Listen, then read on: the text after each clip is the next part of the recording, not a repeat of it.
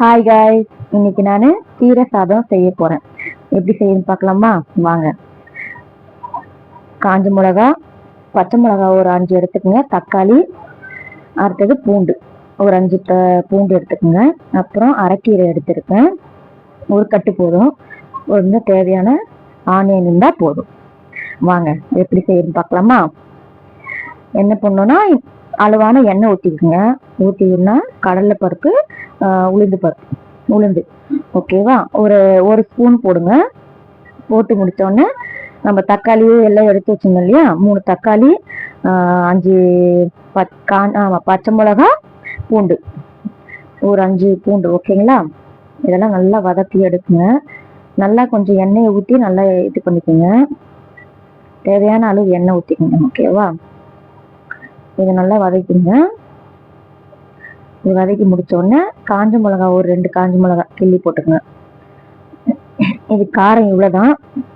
அடுத்தது நம்ம அரைக்கீரை பொடிசா கட் பண்ணி வச்சிருக்கோம். அலசிட்டு 2-3 வாட்டி அலசிட்டு பொடிசா கட் பண்ணிக்கோங்க.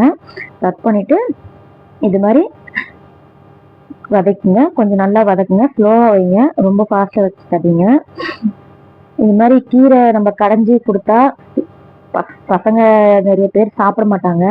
இது மாதிரி நீங்க கடைஞ்சிட்டு பேஸ்ட் மாதிரி செஞ்சு வச்சீங்கன்னா நம்ம சாதத்துக்கு எவ்வளவு அளவு வேணுமோ அவ்வளவு கலரி நம்ம சாப்பிடலாம்.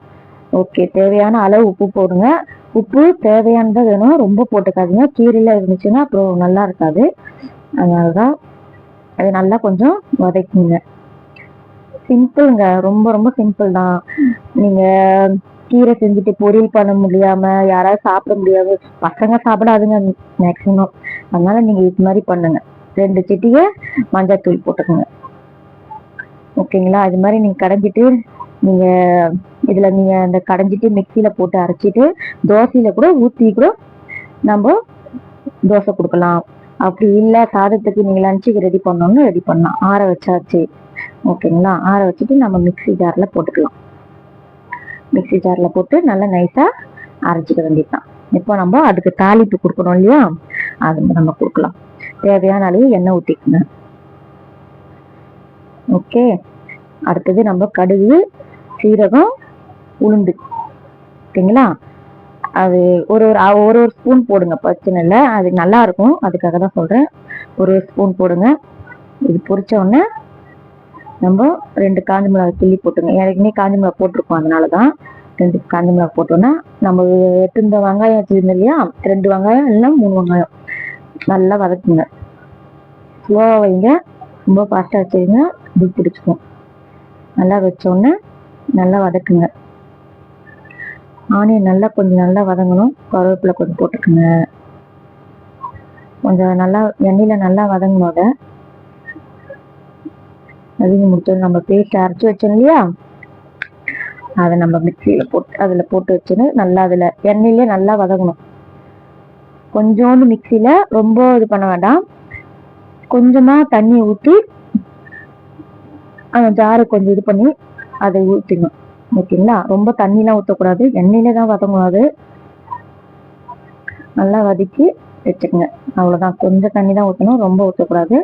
இது நல்லா நம்ம எண்ணெய் இப்ப தண்ணி ஊற்றணும் இல்லையா, அது கொஞ்சம் நல்லா வதங்கணும். அதனால பச்சை ஸ்மெல் போகணும். அதனால கொஞ்சம் நல்லா வதக்குங்க. ஒரு 10 நிமிஷம் இல்லை 5 நிமிஷம் கூட ஓகே. ஸ்லோவில் வைங்க, அடி பிடிச்சிடும். நல்லா வதக்கி வைங்க, அவ்வளோதாங்க. இதாங்க சிம்பிளான இதுங்க, ஓகேவா. எவ்வளோ அளவு வேணுமோ நீங்க எவ்வளோ சாதத்துக்கு லஞ்சுக்கோ இல்லை எதுக்கோ அது எடுத்துட்டு கலரி வைங்க. வச்சு லஞ்சு கொடுத்தீங்கன்னா பசங்க சூப்பரா இருக்குன்னு சாப்பிடுவாங்க. கீரை சாப்பிட்ட மாதிரியே இருக்கும், ஹெல்த்தியா இருக்கிற மாதிரியே இருக்கும், ஓகேவா. நீங்க இந்த வீடியோ உங்களுக்கு பிடிச்சிருக்கா? நாங்க கேண்டீன் வச்சதுனால நாங்க அதிகமா சாதம் போட்டு கலர்றோம். உங்களுக்கு பிடிச்சிருந்தா பண்ணுங்க.